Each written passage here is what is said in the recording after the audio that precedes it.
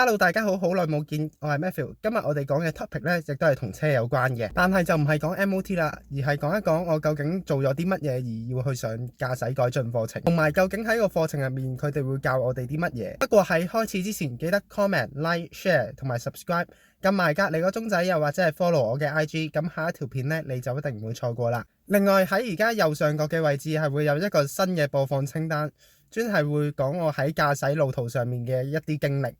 如果對呢個 topic 有興趣嘅朋友，就可以而家即刻撳翻去右上角嗰一個講 MOT 嘅經歷啦。其實我嘅駕駛經驗都未夠2年，所以其實我自己都仲係一個新牌仔嚟嘅。我自己通常呢就係最怕見到一啲嘅警車或者救護車啦，因為通常好多時候佢一響安呢，咁我哋就係要讓翻條路俾佢行㗎啦。所以好多時候我自己一見到有呢啲警車、救護車又或者係消防車嘅時候呢，我都會特別望多幾眼。咁有一日我又見到警車啦，咁我嗰一刻就好驚啦，因為佢正正就係喺我隔離喎。不過佢就係轉右而我就係直去，跟住我就見到綠燈啦，咁我就可以繼續行駛啦。當時我見到警車同我個距離越嚟越遠嗰陣時，真係鬆咗一口氣。不過當我揸下揸咗大概1-2公里嗰陣時，佢突然間就鳴笛喎，咁我就心諗佢一定係捉緊咗大賊啦。我就即刻行翻去慢線嗰度去俾佢捉個賊，我嗰一下仲好開心，因為我做咗一件好事。不過行翻去慢線嗰陣時，佢就阻住咗我嘅去路，叫我停車。我嗰陣時先知道原來我就係嗰個賊啊！佢就即刻同我講話，我哋而家係會有個攝錄機去影住你，而你所講嘅每一句都係會成為呢一個呈堂證供。我喺上議院街嗰度見到你衝紅燈，你有冇啲乜嘢講？相信好多朋友咧都唔會太清楚究竟邊條街打邊條街㗎啦，所以我嗰陣時就喺度問。究竟你講緊係邊一條街啊？我唔係好明白喎。請問你可唔可以重複一次俾我聽，同埋嗰一條路嗰度有啲乜嘢建築物㗎？最後我先知道原來我係喺呢一條街度衝咗紅燈，而佢嗰一個嘅街景係咁樣嘅。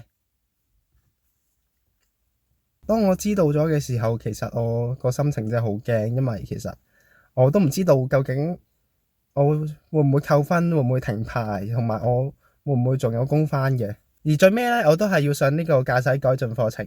上完呢個駕駛改進課程之後咧，就唔使扣分噶啦。不過當我哋犯第2次嘅時候，咁我哋就係會扣分嘅。而駕駛改進課程嘅費用咧就係90磅，而呢90磅嘅費用都係喺我哋自己嘅荷包度揞翻出嚟。如果英文唔係好叻嘅朋友，上駕駛改進課程嘅時候，就一定係要安排一個識得聽同埋講英文嘅朋友咧，去同你做一個翻譯。另外上網上堂嘅時候，亦都唔可以食嘢。因為咁樣先可以確保我哋係專心咁樣去上堂，同埋一定係要抄翻啲錄試。原因就係因為喺佢講完嘅幾分鐘之後，佢係會問翻我哋究竟佢教咗啲乜嘢。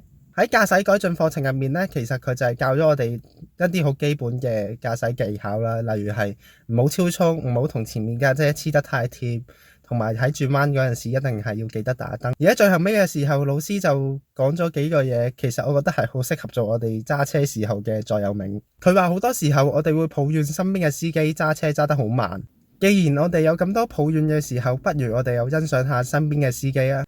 譬如我哋可以講話前面揸車嗰個司機個速度真係揸得啱啱好，唔會太快亦都唔會太慢。轉右嘅時候都記得打燈，真係好謹慎啊。臨去紅燈個位置真係收油收得好好，非常之安全。所以除咗喺道路上面要保持安全之外，我哋作為駕駛者嗰個嘅心態亦都係非常之重要。最後都祝願作為司機又或者係乘客嘅你喺車上亦都一路順風啦。拜拜。